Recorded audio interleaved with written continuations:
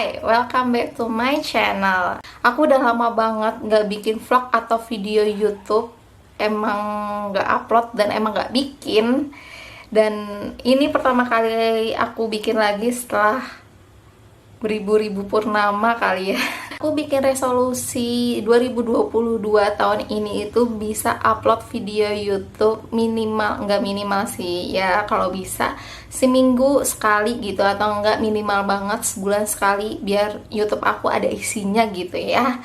Soalnya pas dilihat-lihat lagi viewnya itu lumayan banget, jadi kenapa nggak dilanjut gitu kan. Oke, tema pertama dan berhubungan dengan video ini yaitu gidak. Ini singkatan dari gibah drama Korea. Kenapa aku ngambil tema ini? Karena aku lagi seneng banget. Lebih tepatnya dari dulu aku sebenarnya udah seneng banget nonton drama-drama Korea. Cuma kenapa ngambilnya sekarang? Karena sekarang tuh drama Korea lagi up banget, lagi bagus banget, dan sering banget ngeluarin drama-drama gitu. Dan aku akan sering nonton dan bakalan sering nonton juga.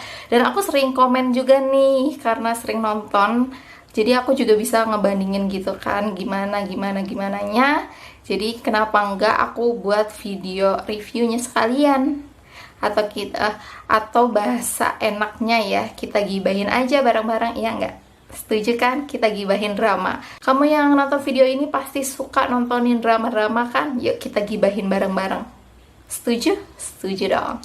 Oke, untuk gidak part 1 kita akan ngebahas sesuai judulnya, One Ordinary Day. Pertama kali lihat ini kamu pasti mau nonton drama ini karena pemain utamanya si ganteng, ya nggak? Aktor termahal di Korea Selatan. Ayo, siapa yang seperti itu? Saya. Enggak deh, sebenarnya aku mau nonton ini lebih tepatnya karena karena drama ini adalah drama thriller. Oke, di video gidak ini aku akan bagi jadi 3 part. Yang pertama ini ada pengenalan. Pengenalan ini di sini ada judul, berapa episode, beberapa pemain, pokoknya pengenalan dari suatu drama tersebut. Terus kedua ini ada sinopsis, isinya tersendiri, pasti ada sinopsisnya tersebut dan pemain-pemainnya itu siapa aja.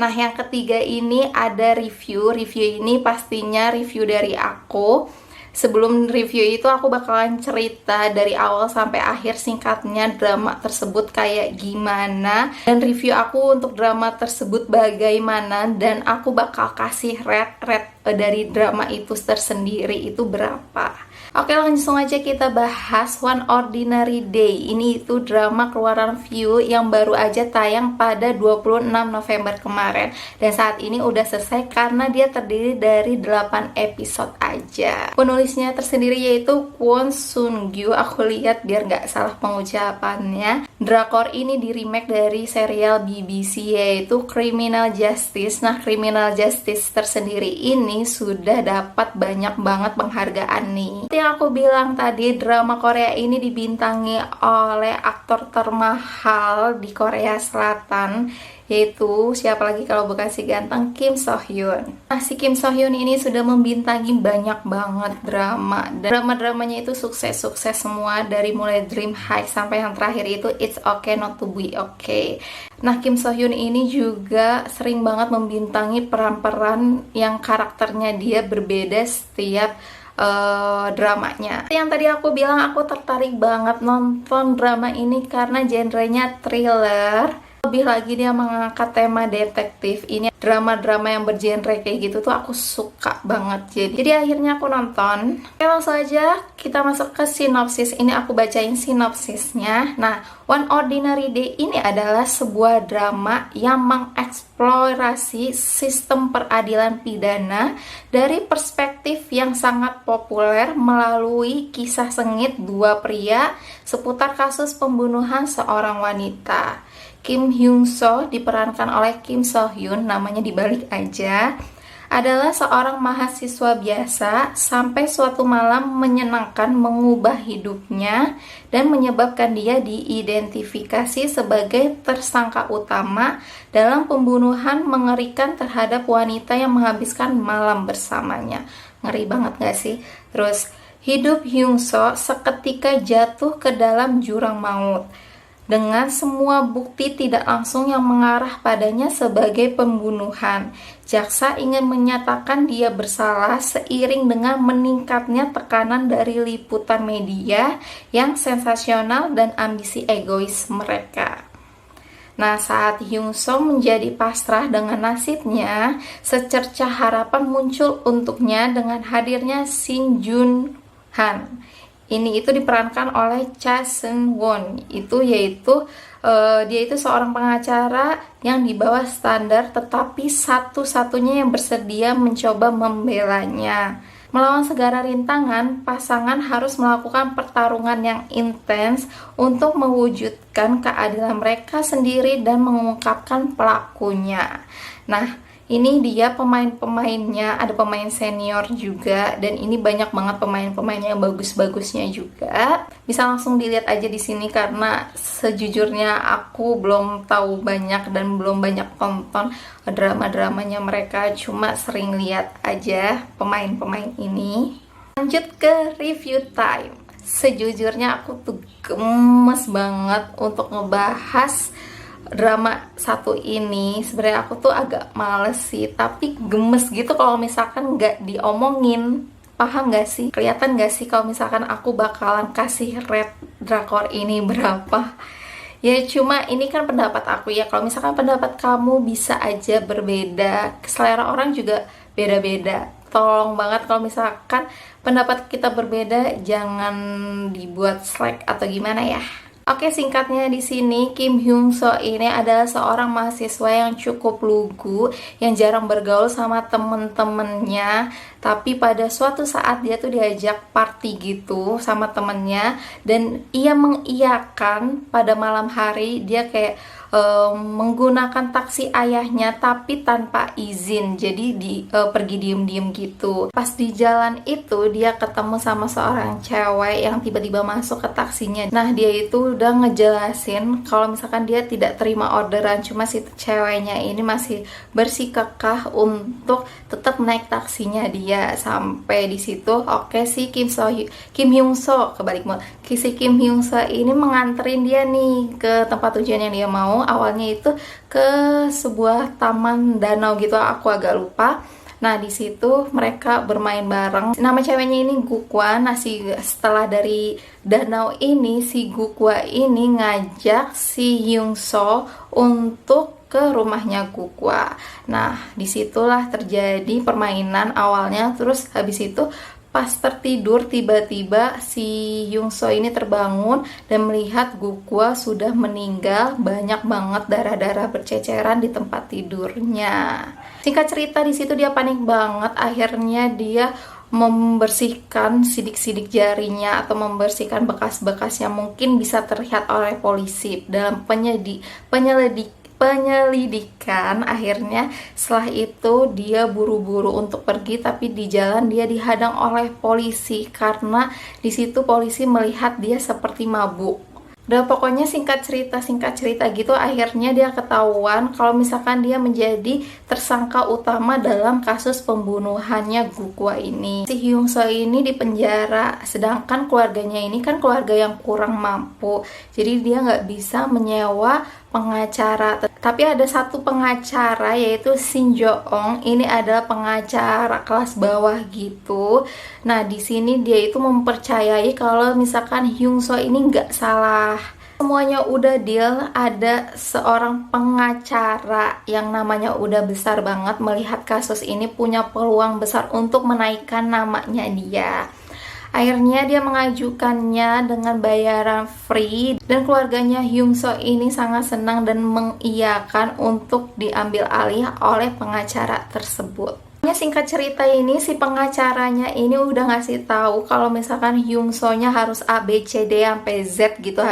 Tapi Hyung So-nya ini nggak pernah mau ngikutin kata-kata pengacaranya, sampai pengacaranya tuh pusing sendiri dan akhirnya melepas dan mengalihkan kasus ini ke anak magangnya atau anak baru yang ada di perusahaannya tersebut. Akhirnya anak baru atau pengacara baru ini collab lagi bersama Shin Jo-ong, karena Shin Jo-ong ini kelihatannya masih penasaran banget nih sama kasusnya si Hyung So, dan dia tuh berpikir banget kalau misalkan Hyung So ini nggak salah sama sekali. Apa ngap? Mereka collab dan mencari bukti-bukti menjelaskan kalau misalkan si Hyung So ini nggak salah sama sekali. Nah, di sisi lain Hyung So ini kan di penjara. Nah, di penjara ini dia semacam dibully gitu sama pidana-pidana lainnya. Tetapi akhirnya dia tuh bisa bertahan diri karena dibantuin sama salah satu pidana yang emang jajarannya tuh kayak udah tinggi, udah ditakutin banyak orang di situ. Aku banget sama karakternya Hyung So di sini karena dia itu kayak udah dikasih tahu nih, misalkan sama si pengacara yang pertama itu, terus dikasih tahu Shin Jo-ong juga kalau misalkan harus ngikutin kata-katanya dia, tapi dia kekeh banget untuk nggak mau ngikutin kata-katanya mereka ini. Dia itu tetap kekeh kalau misalkan dia itu nggak bersalah, nggak ngelakuin sama sekali, tapi dia tuh juga ragu kalau misalkan itu bukan perbuatannya dia gitu. Cuma di sini kan dia nggak ngerti hukum ya, tapi dia kayak nggak mau dikasih tahu yang benar kayak gimana gitu. Kesal banget sama karakternya dia di sini sebenarnya. Nah udah nih, akhirnya sidang-sidang akhir gitu, si pengacaranya ini minta untuk sidang juri. Nah dibuatlah sidang juri. Nah, di sidang juri ini sebenarnya hasilnya Hyung So ini lolos karena banyak juri yang menyatakan dia tidak bersalah. Tetapi hakim masih tidak terima karena memang semua bukti-bukti menuju sama si Kim Hyung So ini. Akhirnya Hyung So ini dijatuhkan untuk dipenjara selama seumur hidup. Di sisi lain ada seorang detektif sama jaksa. Nah, di sini itu diuntungkan banget dari kasus ini kalau misalkan kasus ini ngebuktiin si Hyung So ini bersalah. Yang detektif ini dia mau pensiun, jadinya kalau misalkan ini kasus terakhirnya akan melejit, dia namanya akan dikenang. Sedangkan jaksa ini dia akan dipromosikan ke yang lebih tinggi lagi. Nah, keputusan ini tuh nggak bikin si Shin Jo-ong, si pengacaranya ini puas. Akhirnya dia menyelidiki lagi dan ketahuanlah siapa yang ngebunuh si Gukwa. Nah, di endingnya setelah Shin Jo-ong membuktikan ada orang lain yang bersalah, cuma dibilangin kalau misalkan si pelakunya itu sudah menyerahkan diri sendiri. Dia menjelaskan kalau misalkan di sebuah pengadilan ini wajar banget untuk hal-hal salah kayak gini. Udah, endingnya cuma kayak gitu aja. Aku kesal banget sama endingnya, jujur.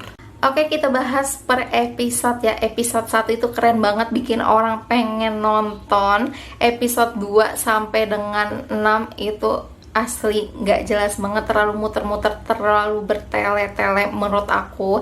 Di sini yang seru banget itu justru waktu si pidana yang number 1 itu ngajarin si Hyung So-nya untuk bisa bertahan diri di penjara. Episode 7-8-nya ini bagus banget, cuma endingnya kacau balau menurut aku. Endingnya itu terlalu memaksakan, mungkin karena ini episodenya cuma 8 episode, dikit banget ya. Jadi kayak endingnya dibuat kayak ya udah gitu doang. Kalau misalkan dia ngebuat endingnya ngejelasin A sampai Z gimana cara ngebunuhnya, kenapa ngebunuhnya, karena selama ini kan yang dikasusin itu ya, sedangkan itu nggak dikeluarin sama sekali. Waktu si pelakunya menyatakan bersalah pun itu cuplikannya nggak dikasih tahu. Jadi si Shin Jo-ong ini cuma ngasih tahu pakai kata-kata aja ke Hyung So untuk ngasih tahu kalau misalkan si pelakunya ini sudah menyerahkan diri, that's it. Nggak ada apapun itu gitu. Padahal kita yang nonton kan selama ini penasaran banget gimana cara dia ngebunuhnya, kenapa, prosesnya kayak gimana gitu loh. Terus ini drama Kim So Hyun yang pertama kali aku tonton karena sebelum-sebelumnya itu genrenya nggak masuk di genre yang aku pengen tonton. Nah, selama ini aku kan sering banget dengar nama-namanya dia karena sering banget disebut-sebut aktor termahal di Korea Selatan. Nah, waktu episode 2 sampai dengan, pokoknya episode awal-awal sampai dengan episode 6, itu aku kayak ngerasa, hah, seriusan ini aktor termahal? Kok actingnya gini banget sih? Actingnya tuh bener-bener kayak cuma pelangap-pelongo, nggak jelas. Sorry tuh saya buat fans-fansnya Kim So Hyun ya. Tapi setelah di episode 6-7, gila, nih orang bener-bener cocok banget untuk dijadiin aktor termahal di Korea Selatan. Aktingnya keren banget. Dia ini emang sering banget untuk meranin beberapa karakter. Aku belum pernah ngeliat dia meranin karakter lainnya. Cuma kalau misalkan di drama ini dia kayak meranin 2 karakter kan. Yang pertama yang lugu, kedua jadi kayak yang badas gitu. Apa sih bahasa Indonesianya badas yang benar ya, pokoknya gitu ya. Itu tuh kayak jauh banget dan dapat banget semua karakternya gitu loh. Cuma lagi-lagi sorry to say, drama ini alurnya enggak banget. Aku ngerti banget sih, mungkin karena drama ini tuh cuma 8 episode yang sangat sedikit ya. Dan kayak dibuat detektif, biasanya kan detektif itu cukup rinci gitu loh. Aku tuh sering banget nonton yang drama-drama thriller, terutama drama-drama detektif kayak gini. Menurut aku drama detektif terparah, sorry ya, itu tuh jatuh kepada One Ordinary Day ini. Karena pertama kurang rinci, nggak rinci sama sekali, nggak dijelasin sama sekali, apalagi endingnya. Terus alurnya tuh kayak nggak jelas gitu loh. Untuk rate-nya sendiri aku nggak tega untuk ngasih rate-nya. Ini tuh sebenarnya aktor dan artisnya perannya udah bagus-bagus banget, udah cocok banget nempatinnya, dan perannya tuh kuat-kuat banget. Setiap perannya itu dapat banget feel-nya, dan perannya itu bagus-bagus banget. Tapi alurnya itu dan endingnya sangat disayangkan banget gitu. Terlebih Kim So Hyun loh, milik Kim So Hyun, artis termahal, aktor termahal di Korea Selatan, meranin yang alurnya kayak gini. Kayak disayangkan banget kamu bayar mahal-mahal untuk cerita yang kayak gini gitu. Agak kesal. Aku nggak bisa ngasih rate, nggak tega ngasih rate, tapi menurut aku drama ini kurang recommended. Ini bisa jadi recommended kalau misalkan dia bikin kayak season 2-nya. Cuma kayak season 2-nya harus jelas dulu nih. Kalau misalkan season 2-nya jelas, baru deh aku bakal bisa bilang si season 1 ini bolehlah ditonton gitu. Kan kalau misalkan season 2 itu kan bakalan ngeambil dari kisah-kisah dari season 1 juga gitu loh. Paham kan maksud aku? Oke, sekian gibah drakor kali ini. Sorry banget kalau misalkan susunan bahasa aku masih jelek, karena emang sebenarnya public speaking aku tuh jelek ya. Aku bakalan sering bikin gidak ini karena emang aku suka banget nonton drakor-drakor. Jadi kenapa nggak disalurkan aja gitu, dan aku emang sering komen. Jadi aku butuh saran banget nih dari kamu. Gimana tentang video aku? Udah pas atau belum? Terlalu banyak spoiler atau justru ada yang kurang? Tolong banget di komen di bawah ya. Terus kalau misalkan kamu merasakan atau ada yang beda-beda juga nih, kita gibahin yuk drama ini di kolom komentar. So jangan lupa like, comment, dan subscribe ke channel aku. See ya on my next video. Bye-bye.